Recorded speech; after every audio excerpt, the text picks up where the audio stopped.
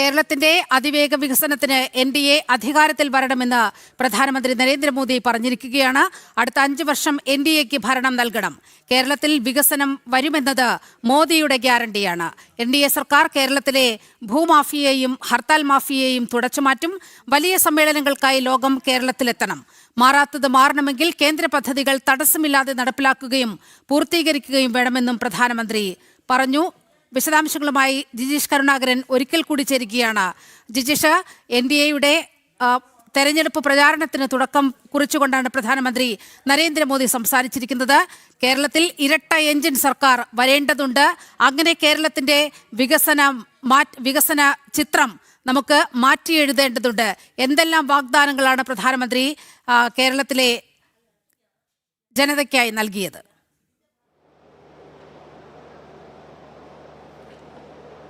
നീലിമ, ഇവിടെ തടിച്ചുകൂടിയ ആയിരക്കണക്കിന് പ്രവർത്തകരോട് NDAയുടെ പ്രകടനം ഇനിയുള്ള മുന്നോട്ട് പോകുക, അതുകൊണ്ട് തന്നെ വികസനം എന്ന കാഴ്ചപ്പാടിലേക്ക് മുന്നോട്ട് പോകാനും ഒപ്പം തന്നെ അഴിമതി ഇല്ലാതാക്കാനും വർഗീയ ശക്തികളുമായി സന്ധി ചെയ്യുന്ന ഇടത് വലത് മുന്നണികൾക്ക് എതിരായ ഒരു പോരാട്ടം എന്ന നിലയിലും NDA അധികാരത്തിൽ വരണം.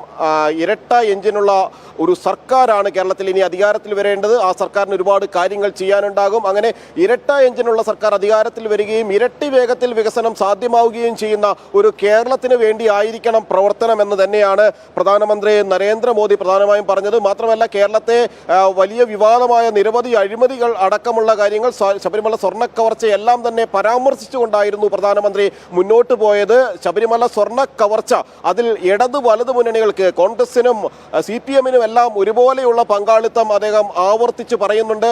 സ്വർണ്ണക്കവർച്ചയിലാണ് ഒരാൾക്ക് പങ്ക് എങ്കിൽ, ഇടതു മുന്നണിക്ക് പങ്ക് എങ്കിൽ ആ കവർച്ച ചെയ്ത പണം കടത്തിക്കൊണ്ടു പോകുന്നതിലാണ് കോൺഗ്രസിന്റെ പങ്കാളിത്തം എന്ന കാര്യമാണ് പ്രധാനമന്ത്രി നരേന്ദ്രമോദി പറഞ്ഞത്. അങ്ങനെ ജനങ്ങളെ ഓരോ കാര്യങ്ങളും ഓർമ്മപ്പെടുത്തിക്കൊണ്ട്, ഇവിടെ രണ്ട് മുന്നണികളും മാറി മാറി ചെയ്യുന്ന കാര്യങ്ങൾ ഓർമ്മപ്പെടുത്തിക്കൊണ്ടും മാറി മാറി ഭരിക്കാമെന്ന ഒരു വിശ്വാസം അവർക്ക് നൽകുന്നത് കൊണ്ടാണ് ഇത്തരത്തിലുള്ള പ്രവർത്തനങ്ങൾ ആവർത്തിക്കുന്നത്. അതായത് ഓരോ 5 വർഷം അല്ലെങ്കിൽ ഓരോ 10 വർഷം കൂടുമ്പോഴും തങ്ങൾ നിലവിൽ അധികാരത്തിലില്ലാത്ത പ്രതിപക്ഷത്തുള്ള കക്ഷി വീണ്ടും അധികാരത്തിൽ വരും, തുടർന്ന് ആ പ്രതിപക്ഷത്തുള്ള കക്ഷി വീണ്ടും ഭരണപക്ഷത്തേക്കും വരും. അങ്ങനെ മാറി മാറി വരുന്ന ഒരു സംവിധാനം, ആ സംവിധാനം എങ്ങനെ വന്നാലും കേരള ജനത കൊണ്ടു നടക്കുമെന്ന് വിശ്വസിക്കുന്ന മുന്നണികളാണ് ഈ വിധം കേരളത്തെ നശിപ്പിച്ചത്. അതുകൊണ്ട് തന്നെ അവിടെയാണ് ഇരട്ട എഞ്ചിൻ സർക്കാർ അധികാരത്തിൽ വരേണ്ടത്. അവിടെയാണ് NDA നേതൃത്വത്തിലുള്ള ഒരു ഭരണം കേരളത്തിൽ ഉണ്ടാകേണ്ടത്. അങ്ങനെയാണ് വികസനം സാധ്യമാകേണ്ടത് എന്ന കാര്യമാണ് പ്രധാനമന്ത്രി പ്രധാനമായും ഇവിടെ പ്രസംഗത്തിൽ പറഞ്ഞത്. CMRL അഴിമതി അടക്കം അദ്ദേഹം എടുത്തു പറയുന്നുണ്ട്. മുഖ്യമന്ത്രിക്കെതിരെ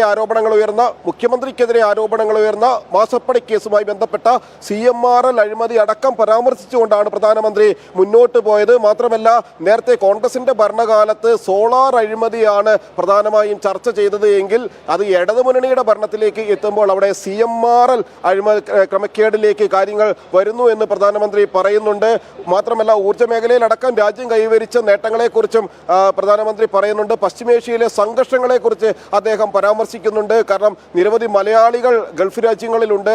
അതെല്ലാം മുൻകൂട്ടി ഇതുമായി ബന്ധപ്പെട്ട വിശകലനത്തിനായി ഐസൻ ജോസ് ന്യൂസ് ഡെസ്കിൽ നിന്നും ചേരുന്നുണ്ട്. ഐസൻ, ഇവിടെ കേരളത്തിൽ വന്നുകൊണ്ട് അദ്ദേഹം ഏറ്റവും കൂടുതൽ ഊന്നിപ്പറഞ്ഞ ഒരു കാര്യം ഗൾഫ് മേഖലയിലെ സഹോദരങ്ങളെ കുറിച്ചാണ്. അവിടെ ഏതെങ്കിലും വിധത്തിൽ ഒരു പ്രതിസന്ധി ഉണ്ടായാൽ അവരെ രക്ഷിക്കാൻ 24/7 എന്ന രീതിയിൽ അവിടെ നമ്മുടെ നെറ്റ്വർക്ക് പ്രവർത്തിക്കുന്നുണ്ട്, ഭാരതത്തിന്റെ നെറ്റ്വർക്ക് പ്രവർത്തിക്കുന്നുണ്ട്. മറ്റൊന്ന്, ആത്മനിർഭർ ഭാരത് എത്രത്തോളം പ്രധാനമാണ് എന്ന് അദ്ദേഹം ചൂണ്ടിക്കാട്ടുകയാണ്. ഈ കോവിഡിന്റെ സമയത്താണ് യഥാർത്ഥത്തിൽ ഭാരതം ഏതൊക്കെ മേഖലകളിൽ സ്വയം പര്യാപ്തരാകേണ്ടതുണ്ട് എന്നുള്ള ഒരു തിരിച്ചറിവുണ്ടാകുന്നത്. ഇപ്പോൾ ഒരു രണ്ടാമതൊരു തിരിച്ചറിവിന് കൂടിയുള്ള ഘട്ടമാണ് ഈ പശ്ചിമേഷ്യയിലെ സംഘർഷം എന്ന് പറയുന്നത്. ഊർജ ലഭ്യത, ഊർജ വിതരണത്തിൽ ഇതെല്ലാം കാര്യക്ഷമമായി നടക്കാൻ നമ്മുടെ ഊർജോൽപാദനം വർദ്ധിപ്പിക്കേണ്ടതുണ്ട് എന്നതിൻ്റെ ആവശ്യകത കൂടി അദ്ദേഹം ഊന്നിപ്പറയുകയാണ്. എങ്ങനെയാണ് ആഗോള സാഹചര്യത്തിൽ പ്രധാനമന്ത്രിയുടെ വാക്കുകളെ കാണേണ്ടത്?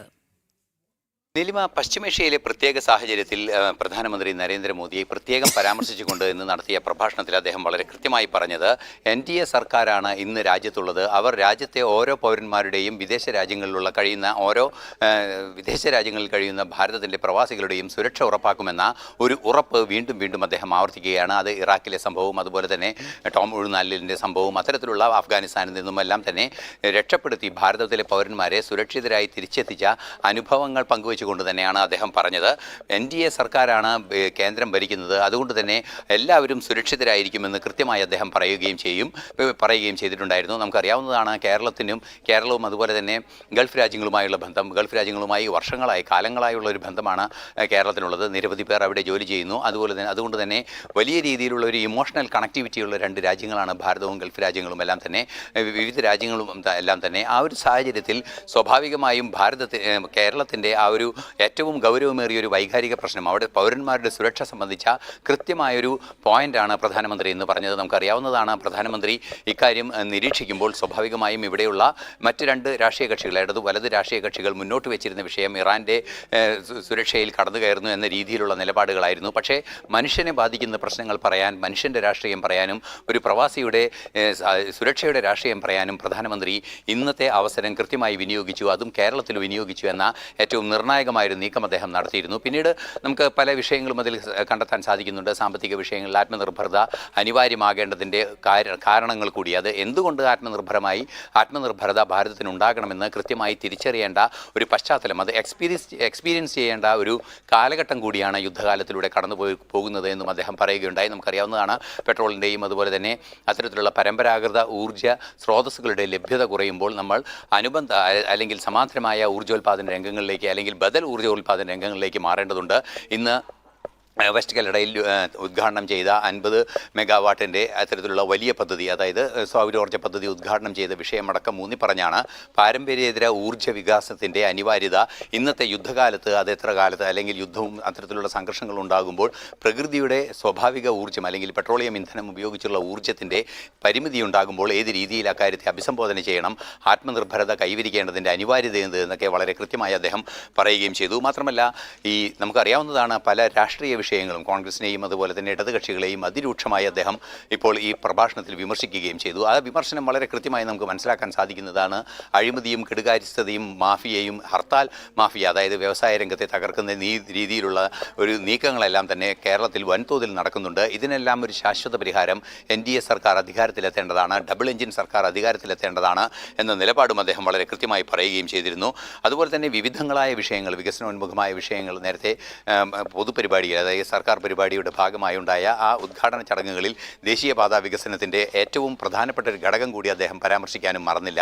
ദേശീയപാതാ വികസനം നടക്കുമ്പോൾ സ്വാഭാവികമായും വലിയ തോതിലുള്ള നിക്ഷേപങ്ങൾ ഉണ്ടാകുന്നു, വലിയ തോതിലുള്ള നിർമ്മാണ പ്രവർത്തനങ്ങൾ നടക്കുന്നു, കേരളത്തിലെ യുവാക്കൾക്ക് വലിയ തോതിൽ തൊഴിലവസരങ്ങൾ വർദ്ധിക്കുന്നു. അത്തരത്തിലുള്ള സാഹചര്യങ്ങളെല്ലാം തന്നെ, അതായത് ഒരു വികസന പ്രവർത്തനം എന്നതിനപ്പുറം, വികസന പ്രവർത്തനത്തിൽ റോഡ് വരുന്നു എന്നതിനപ്പുറം കുറേ സാധാരണ മനുഷ്യർക്ക് ജീവസന്ധാരണത്തിലുള്ള ഒരു വഴിയും സാമ്പത്തികമായ ഒരു ശാക്തീകരണത്തിൻ്റെ സാധ്യതയുമാണ് അത് തുറന്നു കിട്ടുന്നത്. അതുപോലെ തന്നെ ഗതാഗത സൗകര്യങ്ങൾ വർദ്ധിക്കുമ്പോൾ ബിസിനസ് അവസരങ്ങൾ വർദ്ധിക്കുന്നു, അല്ലെങ്കിൽ സംരംഭകത്വ അവസരങ്ങൾ വർദ്ധിക്കുന്നു. അത്തരത്തിലുള്ള നിരവധിയായ സംഭവങ്ങൾ ഉണ്ടാകുന്നു.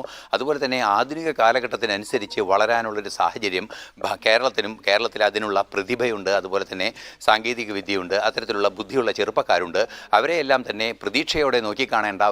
അവർക്കെല്ലാം പ്രതീക്ഷയോടെ നോക്കിക്കാണേണ്ട ഒരു സർക്കാരാണ് വരേണ്ടത്. അടുത്ത തെരഞ്ഞെടുപ്പിൽ അത്തരത്തിലൊരു സർക്കാരിനെ തിരഞ്ഞെടുക്കാനുള്ള നീക്കമുണ്ടാകണം. അതിന് രാഷ്ട്രീയമായി സുരക്ഷയും അതുപോലെ ജനങ്ങളുടെ സുരക്ഷയും അതുപോലെ തന്നെ ജനങ്ങളുടെ വികസനവും ജനങ്ങളുടെ ക്ഷേമവും ലക്ഷ്യം വയ്ക്കുന്ന ഒരു സർക്കാർ ഉണ്ടാകണം. അതിന് BJP NDA നേതൃത്വം നൽകുന്ന സർക്കാർ ഉണ്ടാകണമെന്നൊരാവശ്യമാണ്, അല്ലെങ്കിൽ അത്തരത്തിലൊരു ആഹ്വാനമാണ് പ്രധാനമന്ത്രി നടത്തിയത്.